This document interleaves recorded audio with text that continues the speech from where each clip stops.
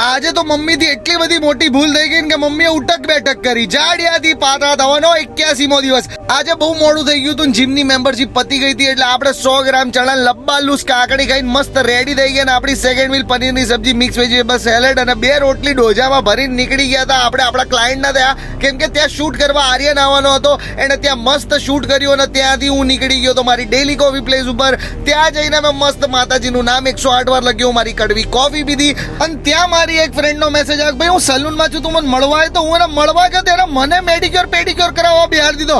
મેં કીધું અલ્યા આ શું? પછી તેમને બરોબર ને નખ કાપ્યા ને પગ બગ ધોયા ને બધું જોરદાર કર્યું. હું તો એકદમ સેટિસ્ફાઈ થઈ ગયો. પછી બસ મને બહુ ભૂખ લાગી હતી એટલે મેં પ્રોટીન બાર ખાઈ લીધો અને મારી ફ્રેન્ડ સલોની ને મખાના ખવડાયા ને એને ઘરે ફેંકી દીધી ને હું આવતો રહ્યો ઘરે પહોંચીને 100 ગ્રામ ચણા ખાતો તો તેટલા ખારા કરી નાખ્યા મમ્મીએ.